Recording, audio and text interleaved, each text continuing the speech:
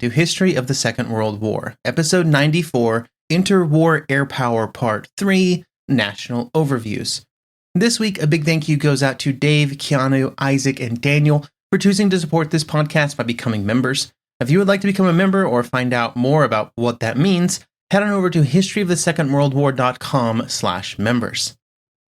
While there were some common trends among all air forces during the interwar years, and we've discussed two of those during the last few episodes with close air support and strategic bombing, each nation's air force was unique and experienced unique challenges and had different answers to how they wanted to contribute to their nation's military efforts. Over the next 3 episodes, we are going to look at the situation in several of these nations. We've touched on several of these nations before, with previous episodes discussing France, Germany, and Japan. But during these episodes, we will try and look at 3 different questions that can tell us a lot about how each nation viewed air power and how each nation planned to use it in a war. Question number 1, what was the primary role of air power?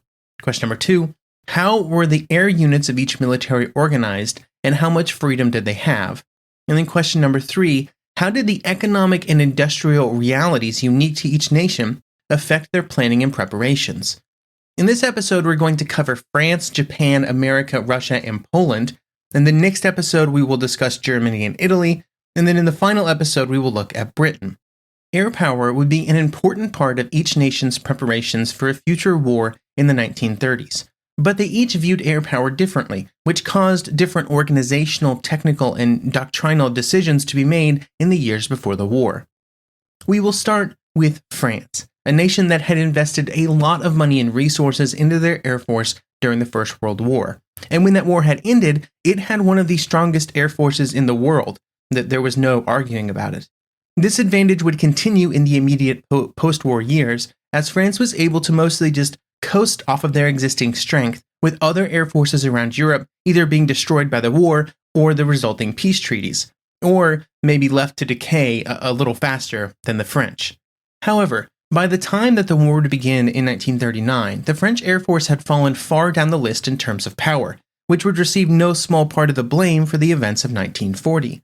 There is no one cause of this erosion of relative French air power during the interwar period, and instead it was a combination of a large number of factors, such as an inconsistent vision of what air power should be, a complete failure of the French aviation industry to update their capabilities, a lack of consistent funding, and just some miscalculations about what the best type of aircraft was and what they should be building. Those are just a few. We could probably go on to several more. Like many other nations, there would be disagreements between the leaders of the Air Force and those of the Army and Navy about the best purpose of air power during the next war. On the side of the Air Force, the air staff believed that they had to have a strong strategic bombing deterrent to prevent other nations from launching attacks against France. They were basing this on the idea that it was impossible to defend against a bomber in flight, and so they had to prevent the enemy from launching them in the first place. However, the ability of the French military air staff to enact this kind of policy was very limited due to the reality of the French military situation, and it didn't even matter if they were correct or not. The French army dominated military high command and had firm political support. This was combined with the fact that France was always deeply under threat of a land invasion from Germany, which gave the army a really strong bargaining position anytime it came to funding or planning. All of these facts combined together meant that before 1933, the Air Force was heavily focused on how it could support the Army and Navy and provide tactical support. Then in 1933, the Air Force would be made into its own independent military arm, which theoretically would provide the Air Force with greater independence in which to implement their dreams for their future role in war. But this independence was largely illusory. In 1934, a French law was passed that clearly stated that the Air Force was responsible for working closely with the Army and Navy to develop and support combined operations. And this, along with general political and doctrinal inertia, would continue to chain the Air Force to the other services for the rest of the interwar period. The path that the French Air Force took during these years is not really unique. Other nations we will discuss today and next week would have similar journeys and similar restrictions placed upon them. Instead, the main challenges for the newly independent French Air Force would come into play as France began to rearm. One individual who would help shape the French Air Force during the 1930s was Pierre Cot, who would serve as Air Minister twice, once from 1933 to 1934, and again from 1936 to 1937. The first of these tenures saw the creation of the first draft of a full plan for the rearmament of the French Air Force, a plan that included squadrons that were not described as strategic bombing squadrons, but were seen by the air staff as bombers with strategic bombing capabilities. To get around the problem of other services maybe complaining about these squadrons, they were referred to as heavy defensive aircraft, whatever that means. This increased focus on bombers had only really gotten started when Cot was replaced by Guy Lacombe, who would refocus efforts on the expansion of French fighter capabilities. Then when Cot came back into the position of Air Minister, he would begin his reforms again, reprioritizing what was being built and how it was planned to be used. There would be some new and interesting paths of innovation during Cot's second tenure. For example, the first airborne units of the French military would be created and prepared as an airborne infantry unit. This experimental unit would then be discarded in 1938 after Cot was once again replaced. Cot would also try and establish a more offensive posture, and wrote new instructions for air units that put some focus on attacking enemy units, not just in the immediate vicinity of the fighting, but also behind the front, and also any industry that was thought to be a critical component of the enemy's military effort. This structure would be called lutte aérienne, which I believe translates into aerial wrestling or something like that. But the core of the concept was simply that offensive and defensive air operations were things that could occur at any time, and could fluctuate back and forth, simultaneously almost. These fluctuations would be unpredictable and dynamic, and so it was important to plan for both. Another change that Cot would try to make was to push French designs away from the multi-purpose aircraft that had been the focus of French air designers and manufacturers for most of the interwar period. The concept, and what would prove to be the unattainable dream that the designers were striving for, was one aircraft that could fit in every required role. It could provide close air support, or it could be a bomber for targets behind the front, or it could be a fighter, or a reconnaissance aircraft, or any of them, really. There were really compelling reasons for why having one type of aircraft would be far more efficient in the areas of production, maintenance, and training. The problem was that it required a design that was unspecialized, and trying to get so many different capabilities into one aircraft meant that it was impossible for it to really excel at anything. After the first few failures, instead of rethinking the concept, they simply tried to technically refine their way out of what was a conceptual mistake. The aircraft designs did get better, they became more capable, but as they optimized around the poor choice, even as aircraft got better, maybe they got greater speed and maneuverability to help fit in the fighter role, it became too light and small to really be an effective bomber. And it was still too slow and lethargic to be an effective fighter as well. Even with the obvious design shortcomings, the concept would continue to receive support among French air leaders, but it really was an impossible dream. Now, I feel like, to be completely fair to the French, I should mention that this concept, the dream of a one-size-fits-all aircraft, doesn't die after the interwar period or after the Second World War, and newer generations of Air Force leaders and aerial designers seem to be drawn to this concept like a moth to a flame. This has continued all the way to the modern day, with programs like the American F-35 being maybe the current biggest example. There was also one additional reason that the French Air Force liked the idea of a plane that could do everything. It meant that they did not have to design and produce aircraft that were only there to do things like reconnaissance and close support, because any aircraft that, only had one role, a close support role, for example, would be heavily under the influence of Army and naval commanders. So the push for multi-purpose aircraft once again tied back to the tensions between the French Air Force and the other services. Regardless of the policy changes based on the current Air Minister or the decisions about the type of planes that the Air Force wanted, they would always run into one core problem. The French aviation industry simply did not have the ability to create enough aircraft. To put it incredibly gently, the French aviation industry was miles behind Germany and Britain, especially during the back half of the 1930s, as the other nations began to rapidly ramp up their production capacities. For example, during the last 6 months of 1937, German aviation manufacturers would deliver over 4,300 aircraft to the Luftwaffe. And in Britain, 2,300 aircraft, actually a little more than that, would be delivered to the Royal Air Force. The French Air Force would receive 71, as in 7-1 aircraft. Now, in their defense, the numbers would greatly improve over the 2 years between the end of 1937 and the start of the war, but it would never approach the numbers that other nations were capable of. And this was problematic on the quantitative side, there just were not enough aircraft, but it was also problematic on the qualitative side.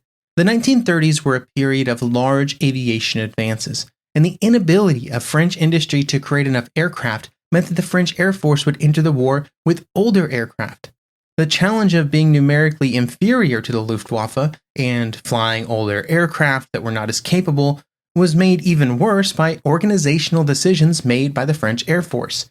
Instead of concentrating all available strength where it was most needed, or at least where it could get the best results, French squadrons of fighters and bombers would be parceled out along the front, with fighter squadrons assigned specific sectors to defend and bomber squadrons put under the command of regional army commanders.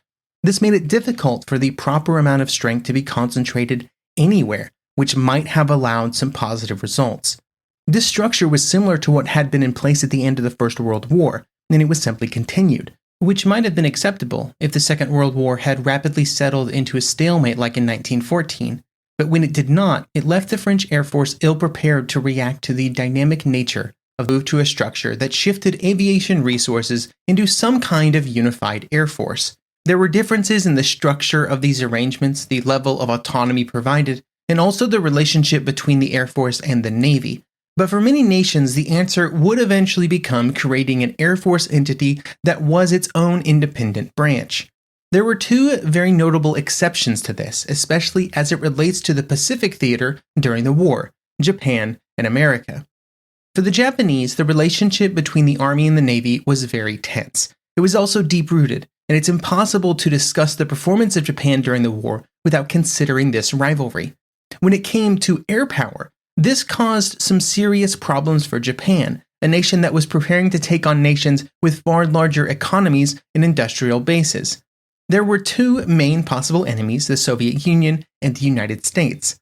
The Soviet Union was the primary concern of the Army and its Army Air Force, while the United States was the primary concern of the Navy and its air units. Due to the fierce rivalry between the two, they would go down very different development paths when it came to aircraft design.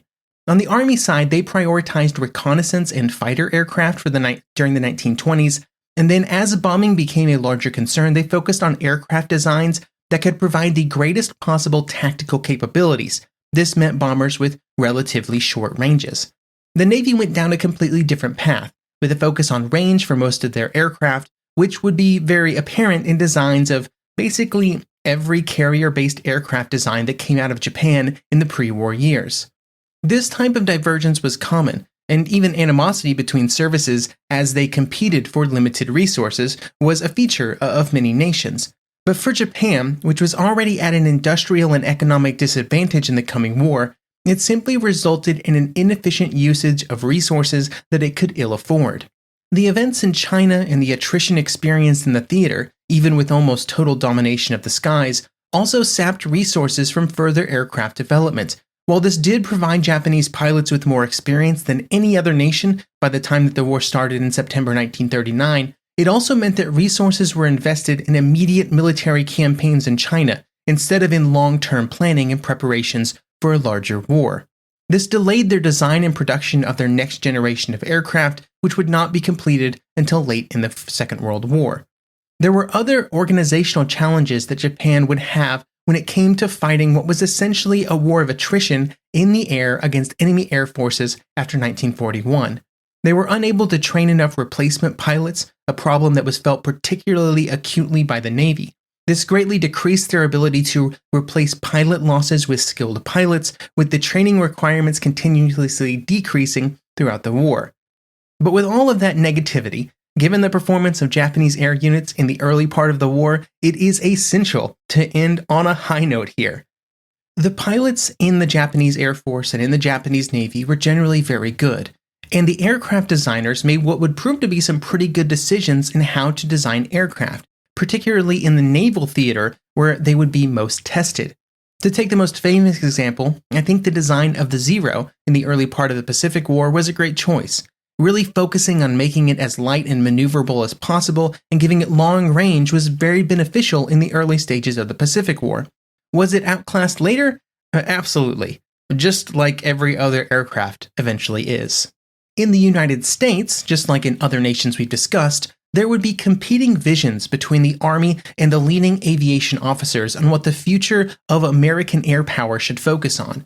There was a strong push for autonomy from within the Army Air Corps, with the hope that such independence would allow it to better focus on its preferred mission of strategic bombing.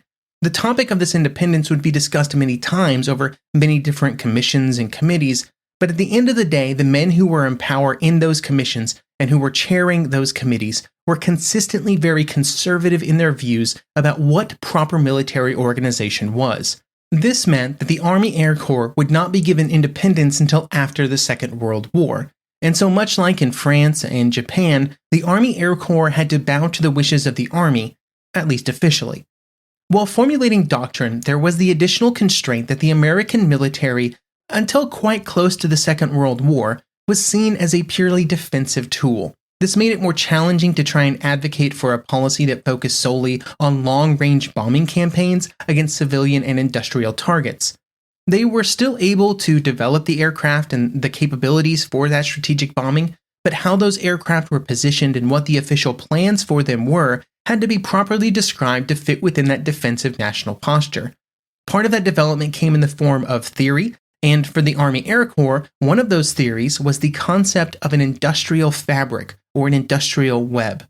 This idea would be refined quite a bit during the 1930s, particularly at the Air Corps Tactical School, which for something called a tactical school sure seemed to contain a lot of discussion of strategic bombing. But anyway, one early proponent of the theory was William C. Sherman. In his book Air Warfare, published in 1926, he would describe the reasons that the industrial fabric, or web, was so important to an economy, and why it could be such a promising target for bombing campaigns. Quote, "In general, the finished product does not come from one self-contained plant, which takes in only the raw materials, or from any number of similar plants. Industry consists rather of a complex system of interlocking factories, each of which makes only its allotted part of the whole. This is an era of specialization. Accordingly, in the majority of industries, it is necessary to destroy certain elements of the industry only, in order to cripple the whole. These elements may be called the key plants. These will be carefully determined, usually before the outbreak of war. They will be accurately located at the same time, preferably by air photographs. On the declaration of war, these key plants should be made the objective of a systematic bombardment, both by day and by night, until their destruction has been assured, or at least until they have been sufficiently crippled." End quote. This idea would go on to be a major driver of American strategic bombing during the Second World War. What they would find is that it was a lot more difficult than they expected. There were two main problems with this theory: finding out what to hit and then managing to actually hit it. Properly evaluating targets required a huge amount of intelligence gathering capabilities, both just gathering it and then making sure it was accurate. This was important not just for target selection, but also to try and determine if the raids were even being successful or were having the intended effect. But even if they could determine what to hit and where it was, hitting it from a bomber was a different story. During the 1930s, bombers had challenges hitting targets at relatively low altitudes, with bombing practice rarely being done at altitudes greater than 12,000 feet. That altitude was great for hitting things, but would not be a height at which the bombers would want to be in combat with anti-aircraft guns and newer generations of fighters, with their ability to actually chase down bombers being a problem. These challenges would make the idea of striking specific targets, of precision bombing, which was at the core of the American strategic bombing concept, impossible to execute on the scale that the Americans wanted to. Meanwhile, in Russia, unlike many other nations, the Soviet Union did not really have a legacy from the First World War. Almost all of the military and industrial progress that had been made before 1917 was wiped out by the revolutions and then the Civil War. But there were some advantages to coming out of this chaos, as it allowed space for more forward-looking leaders to come to power in the years after the Civil War. And for the Russian Air Force, that meant leaders who believed in the future of aviation and air power. Even with forward-facing leaders, it would still take time to build up the industrial capacity to begin to produce aircraft capable of matching up against other modern air forces. But they would get there. By the middle of the 1930s, and after 2 5-year plans that sought to completely rework its economy, the Soviet Union would be capable of producing modern aircraft, like the I-15 and I-16 fighters. These were just one example, but one we discussed back during the Spanish Civil War episodes, because those would be sent to Spain to fight against the Spanish nationalists. While in Spain, it would do quite well, both of the aircraft really, being clearly superior to the German aircraft that they were sent to combat in the early part of the Spanish Civil War, although it would later be outclassed by the next generation of German aircraft like the Bf-109 and others as they began to arrive in numbers.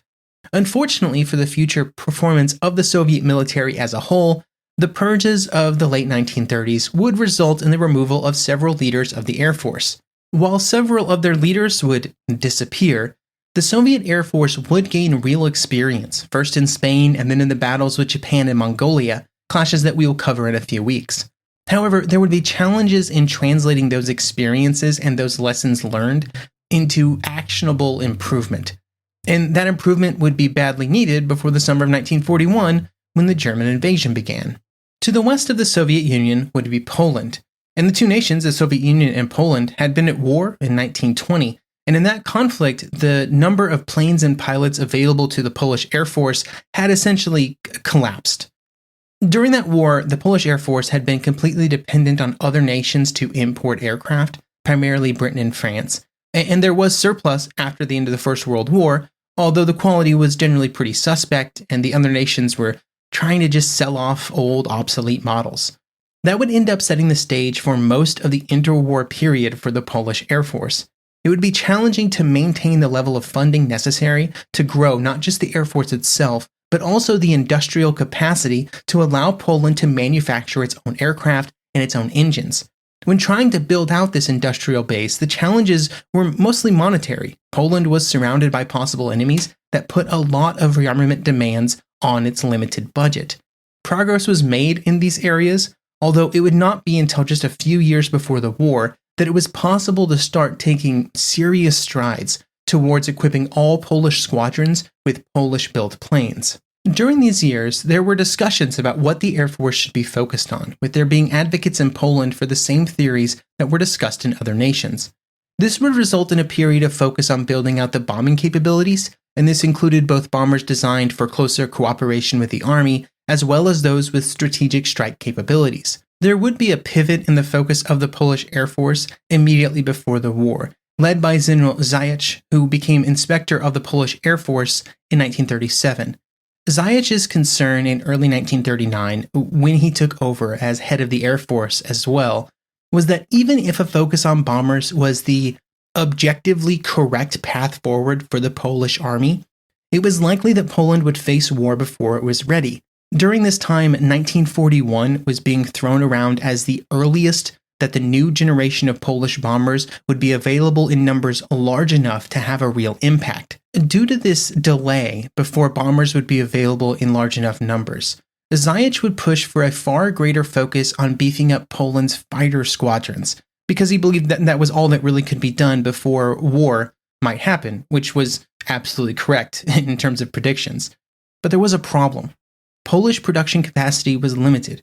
Poland would develop agreements with Britain and France during 1939 that may have provided a way to purchase and import fighter aircraft, but those nations were deep in their own rearmament efforts, and so excess capacity that would allow them to send aircraft to Poland didn't really exist.